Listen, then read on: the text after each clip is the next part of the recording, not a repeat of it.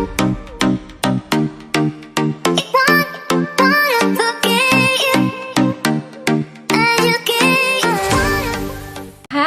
Welcome back to my channel. So, ang ato rong storyaan kay importante kaayo nga topic para sa koa.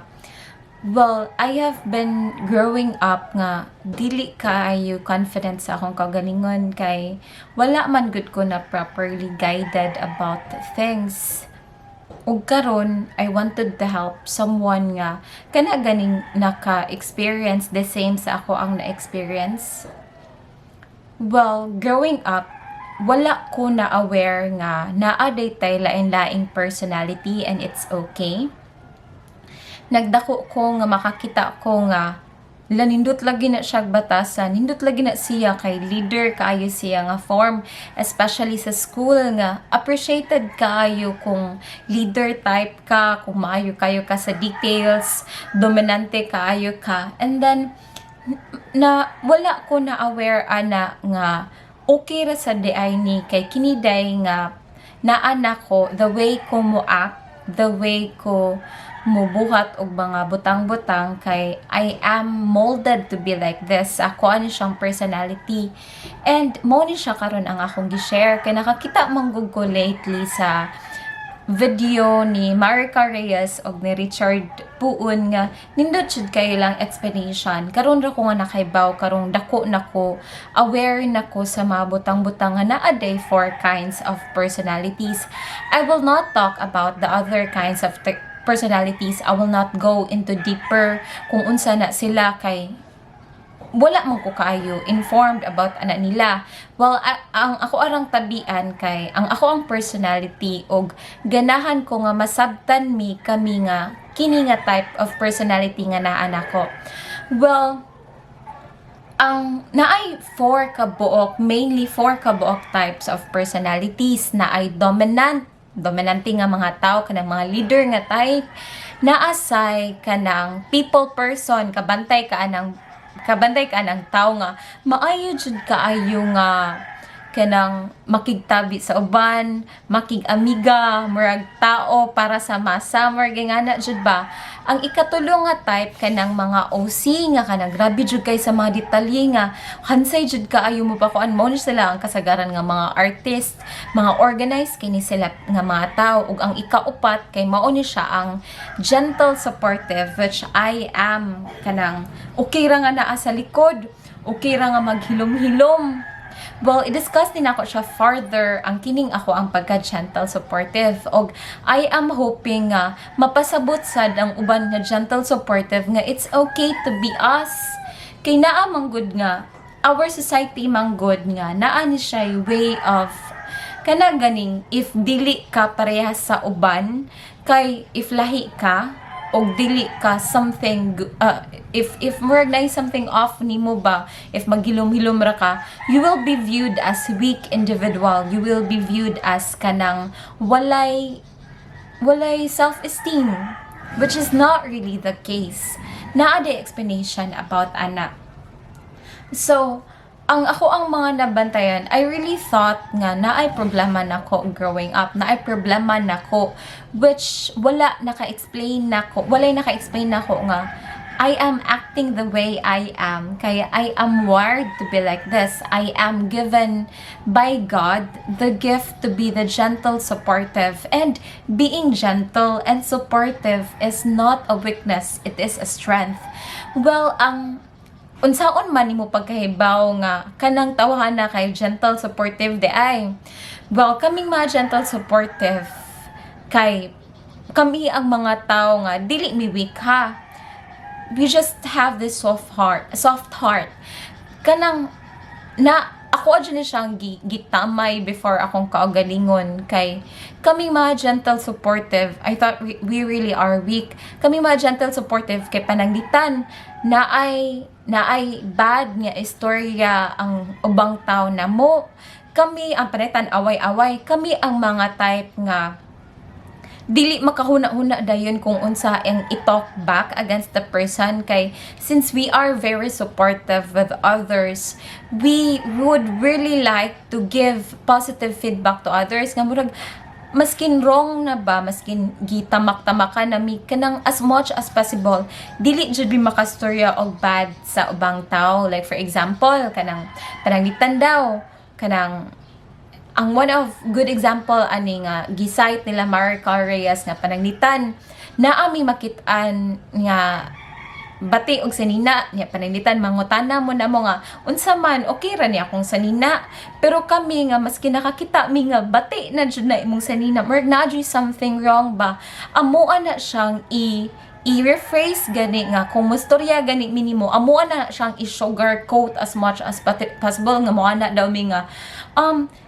okay raman imong sinina, pero naa jud something nga murag bati siya ba nga, pero okay raman jud sad siya, pero ikaw bahala murag ingon ana mi ba, somehow nakagat sad ko ana nga maskin sa back sa among mind mo nindot kay nga history nga bati ka nimong sinina pag ilis na bi, pero sa amo ang mind og the way mi nga mastorya sa tao amo adyo na siyang as much as possible nga dili masakitan ang ubang tao.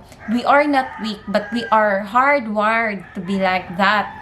Unya kami sad nga mga gentle supportive kay we are often mistaken and misunderstood kay kuan manggod pananglitan na lain mininyo dili manggod mi kana aging someone nga pananglitan namin na lainan sa isa ka tawo. Rare jud kaayo nga makastorya gani mi nga uy nalain baya ko nimo blah blah blah, bati kaayo ka kay naa kay gihimo namong abad nga ingon ani, bati kaayo ka kay imuha ming gitreat nga ingon ani. Rare jud kaayo na nga makastorya mi ana, siguro makastorya mi if puno na gani kaayo mi. Unya koon amo ala na siyang kimkimon unless hangtod mo mapuno na mi ba kana ganing dili siya bad kay ingon ana man jud among personality na imo ana nga sus dili jud na dapat imo jud nang istorya ang kanang imuhang mga nakuan, ang imuhang mga nalainan sa isa ka tawo, which is good rasad, pero kanang I came to a point nga mudawat na lang gani nga ingon ani mi ba, pero as much as possible good sa dinuon nga mo try me to reach out to other people nga istorya na mo kung unsa ang amo ang dapat istorya sa isa ka tawo, kung dili mi ganahan sa isa ka tawo, kung malain mi kay kami manggod ang epektoan na if dili na mo istorya, if amo arang kimkimon as much as possible, mubuto jud mi at the end gamay na lang gamay nga bikil dako na kay na nga bikil na mo kay nagkaipon-ipon naman. Unya ang uban sang tao nga ma-view me as gamay kaayo og kanang self-esteem, gamay ka ay weak mi nga pagkatao kay kuan manggod kami manggod ang type, it doesn't mean nga maghilom-hilom mi weak na mi ana or wala mi self-confidence. Kami manggod ang type nga kana ganing kanang sa isa ka environment, kami ang type nga maghilom-hilom ra nga dili jud mi nga mo assert sa mo ang kanang opinion. Merging ana ba na hardwired gani mi, and then it took me a long time to appreciate who I am, to not find fault nga dili day ni siya something nga dapat ikaulaw nga ingon ani mi.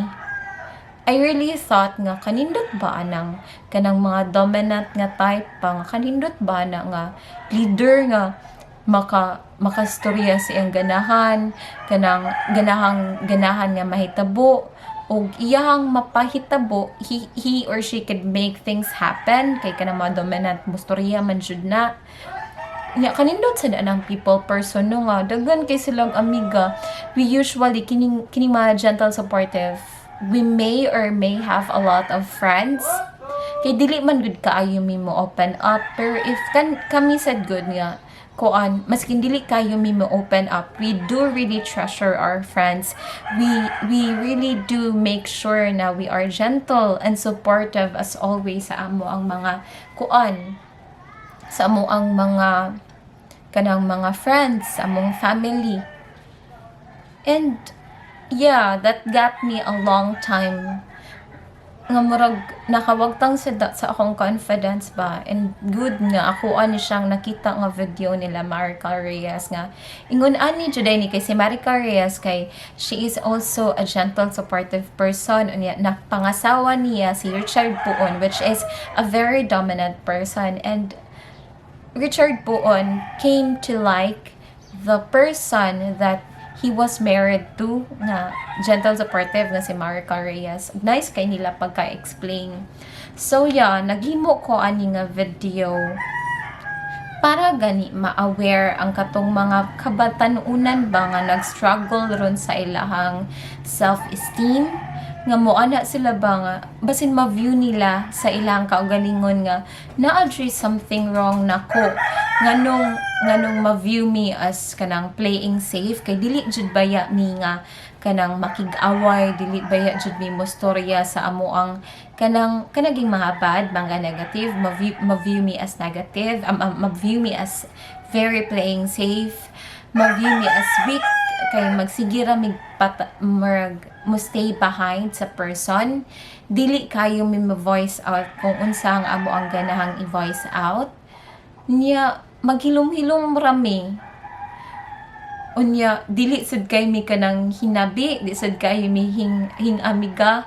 It's not like we don't like friends at all, pero marabang giulawon lang jud mi ba.